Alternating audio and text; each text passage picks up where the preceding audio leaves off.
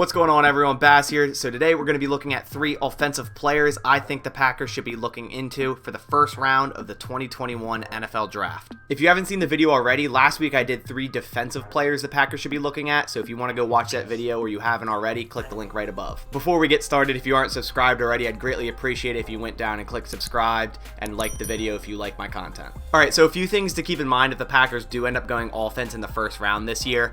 I know we were all shocked last year with the quarterback pick in round 1. There is absolutely no possible way they get another quarterback in round 1. It's not going to happen.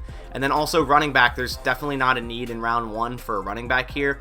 I wouldn't put it past the Packers at this point, but the main 2 real needs, one being offensive line, because I've said this in past videos, I've said this many times, you don't know the situation with David Bakhtiari. He could potentially not be ready week 1. In that case, Billy Turner has to switch to left tackle, and then you have a glaring need at right tackle. Regardless, the Packers need more offensive line depth after losing Corey Linsley and Ricky Wagner. Now, they do have the 3 rookies they drafted last year, the tackle Stepniak, the guard Runyon, who showed promise and potentially could start at guard to begin the season, and then also the unknown with Jake Hansen, the center out of Oregon. Will he start at center? Probably not. My guess is Lucas Patrick will slide over to center, and then that will leave an open guard spot that either John Runyon or someone can play. But like I said, if Bach's out, then you got to put Billy Turner on the left, and then at right tackle, who goes there? Nijman goes there. Stepniak we know nothing about. He's going to be an interesting camp guy, so there's really a gap there. There's also a gap at wide receiver in terms of, as of 2022,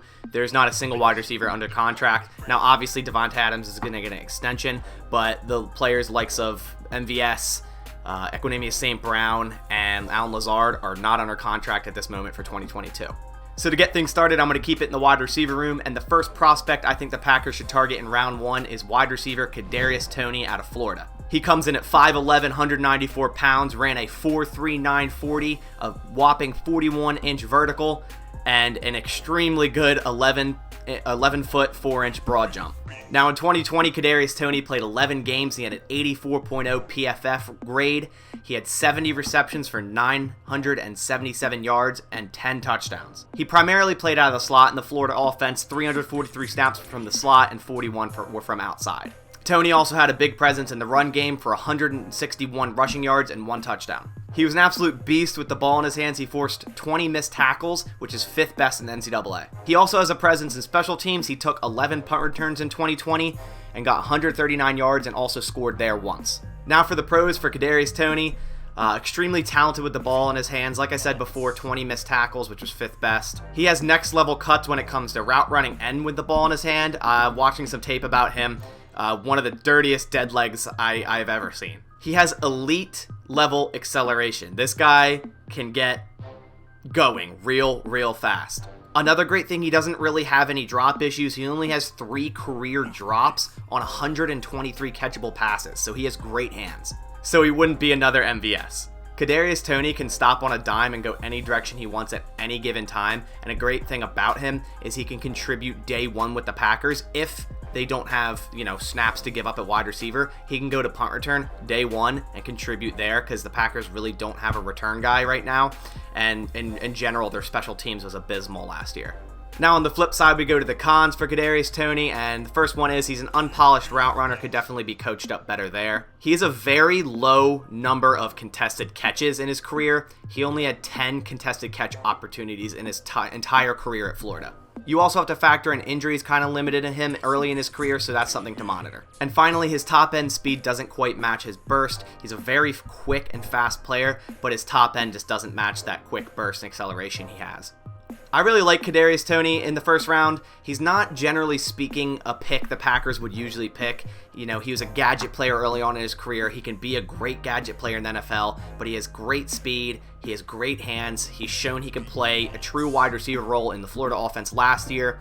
He reminds me of a quicker, faster rookie Randall Cobb, which is great. I would love to see him in the Matt LaFleur offense. He would be like Tyler Ervin on crack, which I would, again, just love to see in this offense. So I'd be really happy if the Packers stayed put at 29 or even dropped back a little bit if he fell and drafted him with their first pick. Now, obviously, they haven't drafted a first-round wide receiver since Javon Walker, I believe. They usually hit on their second-round wide receivers, Devontae Adams, Randall Cobb, Jordy Nelson. So if they were to fall back, 6 picks and grab them, that's definitely the right way to go. All right, so now for my number 2 player, we're going to move down to the trenches, and I am talking about tackle Tevin Jenkins out of Oklahoma State. He comes in at 6'6", 320 pounds, so an absolute unit. He had an extraordinary 92.0 PFF grade in 2020.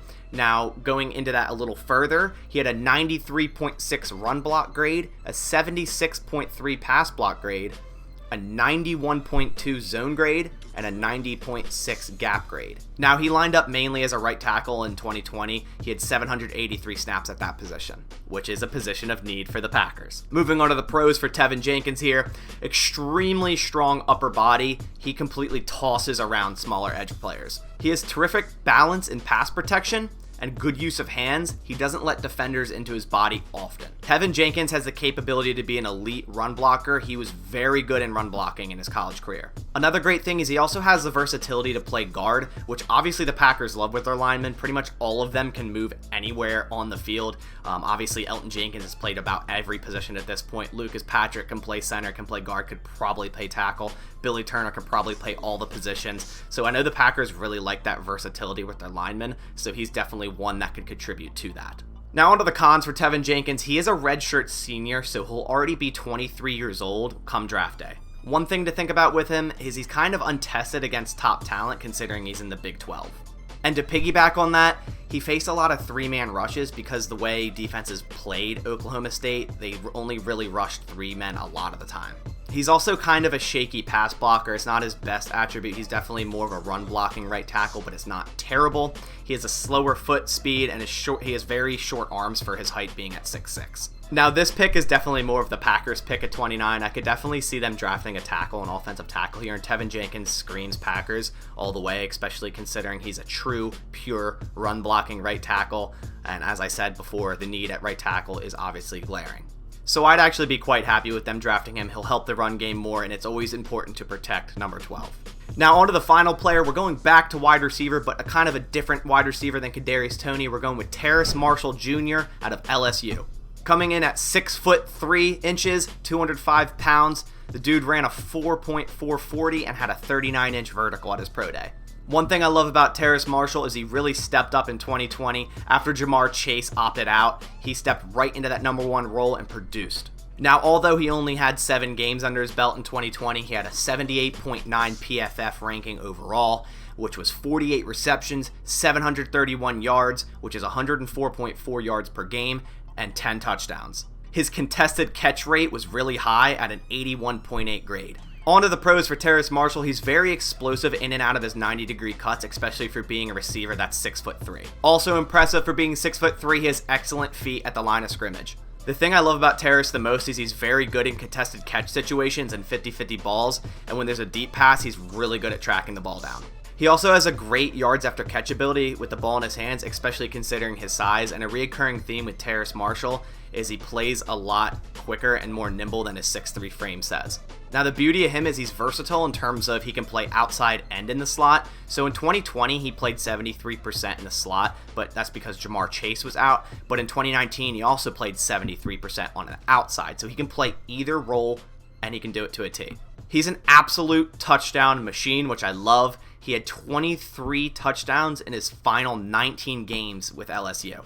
Moving on to the cons for Marshall, he has a slight concentration issue. He dropped 7 of 55 catchable balls in his career, which is something to definitely monitor. We know with the dropping issues with MVS, even Devontae Adams early in his career, James Jones early in his career, a lot of those times they can be coached a little better and their hands get better as their career goes on, so hopefully he'd be something like that, especially if it's just a concentration issue.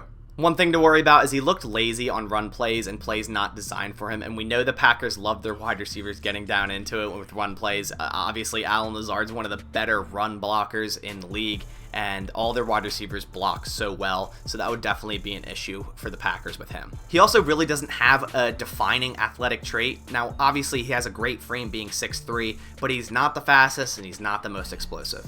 And lastly, the thing that worries me with the Packers drafting him is he has almost zero special teams experience, whether that be in the return game or as a gunner. And you know, with the Packers wide receivers, when they're drafted early on, they're usually always primarily on special teams and then get some snaps in the offense. So that's definitely a worry to look into. So those are my 3 prospects I think the Packers should look into drafting in round 1. And as I said in the previous video, this is based on them staying put at pick 29. No trade up, no trade back. Now, obviously, I said with Kedarius Tony, it would be great if they traded back a little bit and got him. But generally speaking, for these videos, they're going to be staying put at their picks. And then I'm also going to explain situations with those picks. As I mentioned, there's not really a wide variety of offensive players the Packers could pick in round 1. Obviously, quarterback and running back are off the board. I'd say even tight ends all off the board because after Kyle Pitts, there's a big drop-off. There's Freiermuth, who I don't like at all, and I don't see the Packers liking him at all either. So really, it just leaves it to tackles, guards, centers, and wide receivers. That's why this list included 2 wide receivers. I wanted to include one that's more of that pure slot, gadget, backfield type wide receiver Matt LaFleur would love to use, and another one that's more of the taller, contested catch type of guy that can play outside, can play inside, and is versatile. I hope everyone enjoyed the video, and I want you to leave a comment down below if you like my picks or if there's someone you like better than my guys at certain positions. Just leave it down in the comments below, and I'll try to reply as soon as I can. And on that note, I hope everyone has a great rest of your week, and as always, go Pack Go.